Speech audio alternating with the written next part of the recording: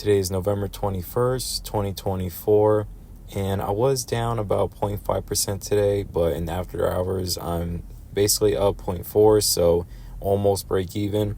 And this is on a day where the NASDAQ is basically outperforming me very slightly, but honestly, it doesn't really matter to me because I've been outperforming the NASDAQ like crazy, 105% compared to 24, so I'll let this one day slide. And if we take a look at my daily gains and losses, Robinhood is down about $1,000, Palantir 150, Nike surprisingly up today for 250 or almost 260-ish, TLT basically flat, Tesla down a little bit, $70, Honest is up 465, PayPal basically flat, Pepsi up about $83, SoFi up almost $200, American Express up about 50, and of course Burberry up about 74, and the rest are just negligible at best. So basically Nike and Honest seem to have held up my portfolio today, and my daily portfolio performance also kind of surprised me a bit today, because usually when Robinhood is making a big move, my account it's around like half of the performance of Robinhood, because Robinhood used to be 50% of my portfolio, but now it's around 40. So if Robinhood moves up 10%, my portfolio sometimes will go like around 5%-ish.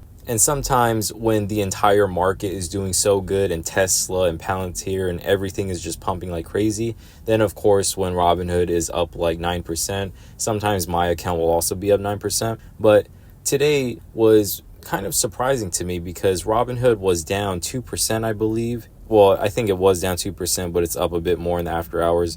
So even though Robinhood before the aftermarket was down almost 3%, my portfolio was basically around break even, just slightly down 0.5. And it was surprising to me because if you take a look at my portfolio, I mean, it's built like it just got out of prison. It's super top heavy, no legs. And it's probably because for a very long time, my account was in prison.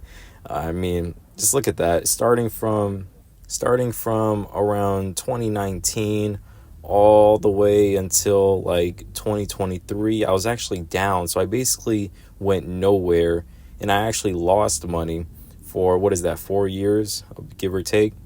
And then around end of December going into 2024, so that is almost 5 years of just, like I said, being in prison. And Robinhood wasn't the only reason why I broke out here, but it was definitely the main reason.